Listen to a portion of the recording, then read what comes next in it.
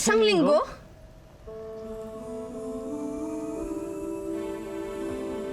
Isang linggo kami dito. Hindi naman siguro. Siguro mga 2 o 3 araw lang ngayon. Kaya, wala ko ba kayong landline na matatawagan? Hindi po umaabot ang telepono dito. Swerte na nga lang, may cellphone ngayon dito. Kaso, tinamaan din ang kidlat kahapon eh. Paano? Mauna na ako sa inyo ha? Mag-aalala sa akin sila Lola at si Phoebe nito. Kung nga rin eh. Baka naman merong ibang mga guests dito na may line yung mga phone nila, pwede tayo manghiram. Usually, SOP yung nangyayari dito. Kapag pumunta kami dito sa resort, pinapreserve. So, walang ibang guests. So, I guess we're stuck. Nestor, di ba sinabi ko sa'yo, uuwi ako kung kailan ko gusto, kung kailan ako maayos na? Wala namang masama ro sa pag-uwi mo, Lucinda eh. Bakit? Bawal na ba akong pumunta rito? Gusto ko lang namang makita ka eh. Hindi, pare. Open naman tong opisina namin kahit kanina eh.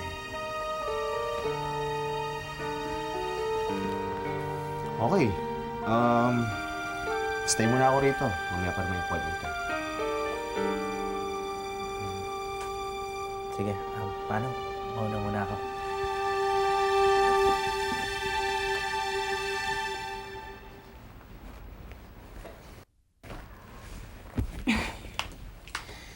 Alam mo, kung gusto mong mapaagang uwi ko sa bahay, tigilan mo yung pagkakalat mo, ha? Ng mga maling balita. At huwag na huwag ka magkukwento ng kung ano-ano kay Ate Amanda. Lalo na yung tungkol sa pagsaselos mo sa amin ni Rafael. Nakakaya kay Rosa Camila.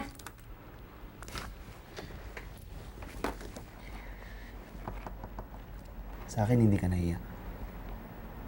Sa kanila nahiya ka.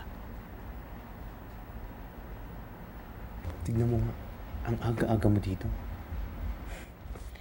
Dito ako nag-oopisina. Isang beses ka pang magkalat ng ganyang malisyosong balita. Iiwanan na ka ng tuluyan.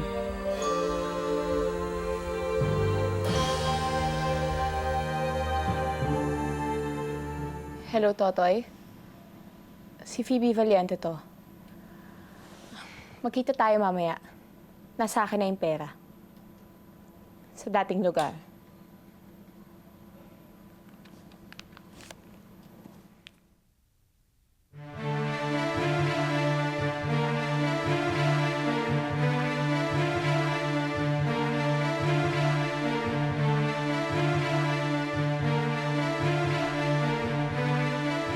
Okay, sige, akong bahala. Mami! Mami, tumawag dito sa cell ni Daddy yung security ni Rosa Camila. Na-stranded daw sila Rosa Camila doon sa resort, tapos yung mga security na iwan sa kabilang side. At hulaan ninyo kung sino kasama ni Rosa Camila. Si Carlito! Oh my God!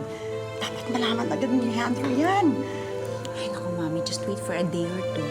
Ay, better yet, sabihin mo na lang pagbalik dito ni Rosa Camila para mas masyak si Daddy. Alam mo, ang tingin ko, nag-usap yung dalawa ng to na magtagpo. Landi talaga ng anak niya ni siya yan, ano? Ay, naku. I'm sure pinlaanan nila yun. Ernestina, nasa iyo ba ang cellphone ng daddy mo? Thank you. Ernestina! Ernestina! Bilog talaga ang mundo, no, attorney? Tingnan mo ngayon, sinong nasa ibabaw at sinong nasa ilalim. Sarap-sarap talaga ng luto. Okay ba? Carlito, inihaw lang yan. Iba yung timpla eh. Ngayon lang talaga ako nakatikim timplang yan eh. Hindi ko natikma kasi yung luto mo eh. Simula nung magkakilala tayo. Daddy, si delicious. Gusto mo? Kailan kaya matatapos yung bridge? Paano ba yan? Kahit man gusto kong umalis, hindi pa rin pa pwede. Wala naman nagbabawal sa'yo.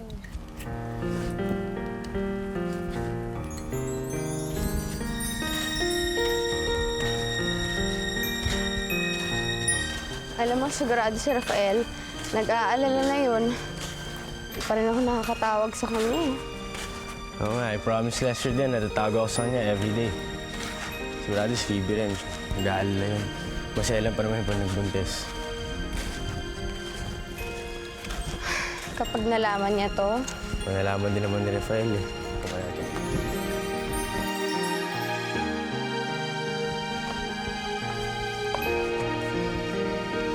si Rafael naman, maiintindihan naman niya eh. Lahat naman ng tungkol sa amin ni Charlie, naiintindihan niya. Hindi naman ganun kababaw yung pangunawa ni Phoebe eh. Daddy, let's go surfing. Surfing? Surfing, wala namang waves eh. Tsaka hindi ako marunong nun. Bakit si tatay marunong? Ganito na lang. Let's go snorkeling na lang. Ano yun? Basta tuturo ko sa'yo mamaya. Okay? Mami, darating ba si Tatay Rafael? I don't know, baby. Sina Asturias? Bakit hindi pa sumabay sa atin? Inutusan ko po, Daddy. Paano nakalimutan ba naman i-follow up yung meetings niyo with your party mates? Si Elaine, nasa kanya mga gamot ko Leandro, nasa akin ang mga gamot mo. Nakalimutan mo na naman. I'm sorry, Luminada. Nakakalimutan ko na naman. Si Emil nga pala, ipagmamaneho ko niya pagkakain papunta sa Senado. Inutusan ko din po. Nagpunta kay Raymond Isaac para kunin yung mga proof ninyo para sa posters. Si Pampilo, ano naman ang inutos ninyo? Sinamahan niya po mag-training yung anak niya para mas maging maayos ang pagpasok niya doon sa security force natin. Boy, oh boy. You two think of everything. And I'm so grateful. Both of you are very efficient. Thank you, Leandro. At least, na-appreciate mo na rin kami ngayon. At long last. I don't know what I'll do without you. Same here, darling.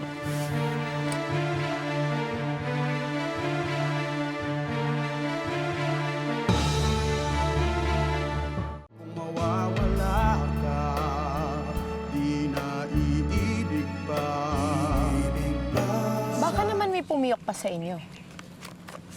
150,000 na yan, ha? Huwag mo na lang sabihin sa mga kasamahan mo, kung hindi, hahabulin na talaga kita. Tina. Ayaw na kitang makita ulit. Malinaw?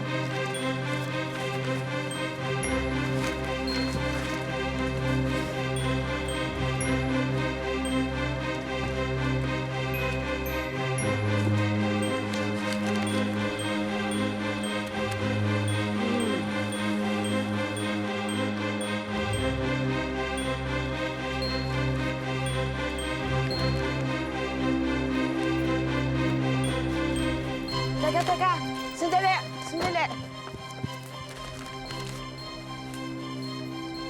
Pwede ka ba makausap? Hindi kita kilala. Pero kilala ko ang kausap mo. Pamangkin ko si Carlito. At meron siya pinapasabi sa'yo. Sabi mo, wala na kami dapat mag-usapan. 150,000 pesos lang yan. Pero hindi kailangan malaman ni Phoebe na dodoblehin ni Carlito yan. Doble? Doble. Akin na yung number mo. Nasa bakasyon lang ngayon si Carlito, pero pagbalik niya, mag-uusap tayo muli.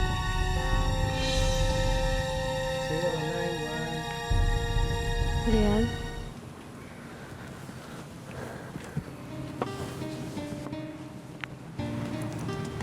He beat me. Binugbog niya ako katulad ni Mami. Oh my God, Rian. Ba't ka ba pumapahig na mangyari to? Wala akong magawa eh. Dati na siyang ganyan. Kaya siya nilayasan ni Mami. Tapos ngayon sa akin niya naman ginagawa. Pinilang ka ba niya ng ticket? Hindi. Kaya niya ako binugbog. Amanda, take me out of here, please.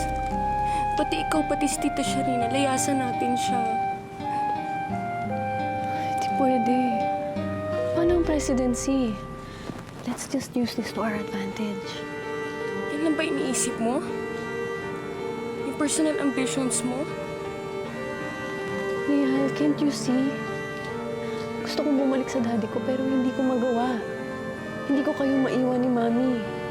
Dahil maiiwan kayo sa kanya. Paano kayo? Hindi na ako makaalis dito. Let's just use all of this. Laban sa daddy mo. Sige. Pero let's do it soon, ah. Kasi ayoko na mabugbog ulit eh.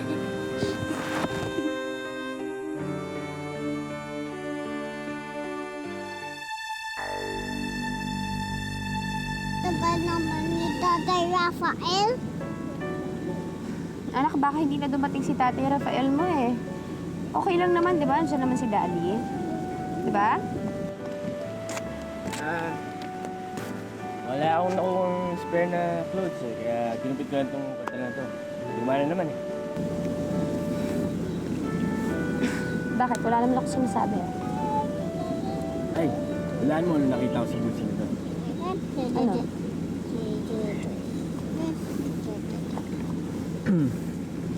Yung sinabi mo sa akin na suit ko, huwag ko tanggalin.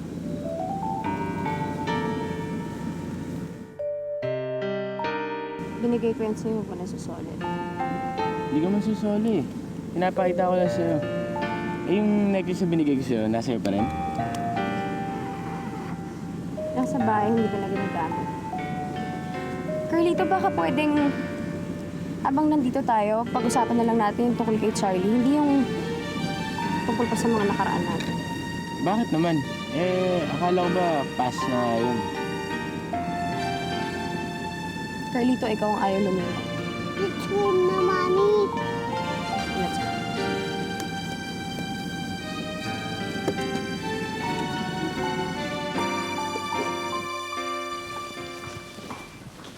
Sir? Senator. Magandang gabi po. Pamphilo, pakisarap ito.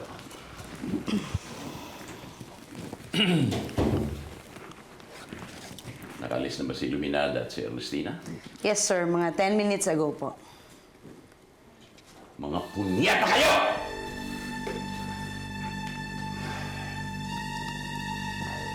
Bakit ba kayo takot na takot sa mag-ina kong mangkukulam?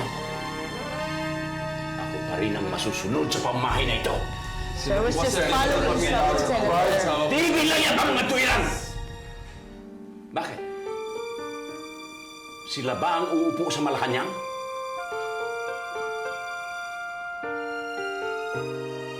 Can't you play along without being so afraid of them? Ikaw, Asturias. Pwede mo naman bula-bulahin si Ernestina at si Luminada. Na kunwari sumasangayon ka sa kanila, pero ikaw pa rin ang masusunod. Yes, Senator. I'll do that. Tulad ho ng dati. Ikaw, Elaine. Sir. Lalo ka, Emil. Senator. At lalong-lalo ka na, Pampilo. Ikaw pa naman naturingan head ng security ko. Pero bahagang buntot mo! Hindi na po mauulit, Senator. Nangangako din po ako, Senator. Sir, it will not happen again, sir. Talagang ayaw ko nang maulit ito. Daddy, do you really love Mommy? Sinabi ko naman sa'yo eh, secret nga natin yun eh. Eh, sinabi mo naman sa lahat. Why are you leaving separately? Charlie. Kasi that's the way it is. Sometimes people just fall out of love. Mommy doesn't love you anymore. Eh, Charlie, may mahal lang kasing iba yung mami mo.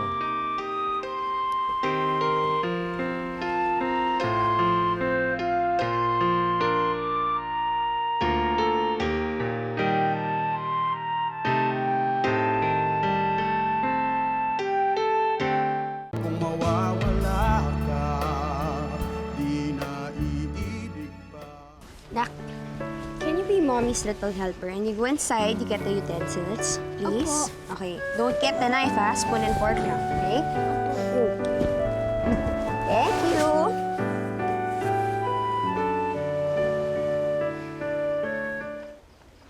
And what are you trying to do? Bakit kailangan pang guluhin ang isip ng anak ko? Sinasabi ko lang naman yung totoo eh. Ano gusto mo? Magsinungaling ako sa bata. Tinatanong niya ako eh. What? Yung ba gusto mo sabihin ko kay Charlie? You know what? You're right. Sabihin mo sa bata na may mahal na akong iba at may mahal ka ng iba.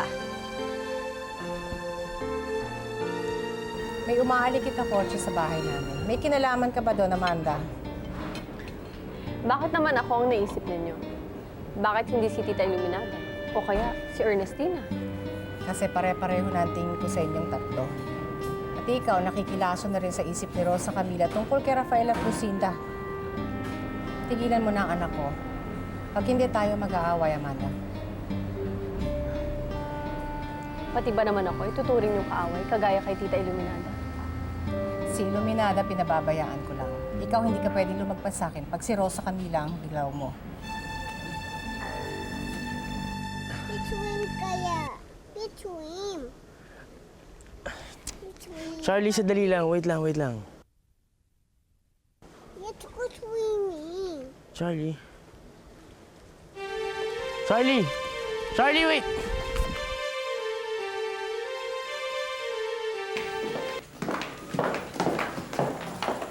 Totoo bang pinalis mo na naman si Dindo? Hindi ah. Nag-training siya kasama ng tatay niya. Hindi ba kasama na siya sa ating security force? Yun lang ba dahilan? Oo naman, wala nang iba. Eh, paano ko masasabi sa kanya yung plano ko? Gusto kong mamit niya si Albi. Alam mo, pwede ba isipin mo muna to? I did. Sa States. Ayoko na kay Dindo. Walang gulugot. Hindi man lang niya ako naipaglaban kahit minsan.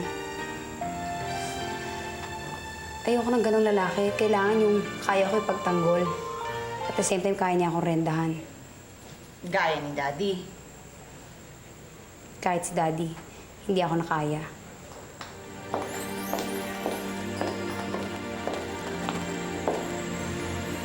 Charlie!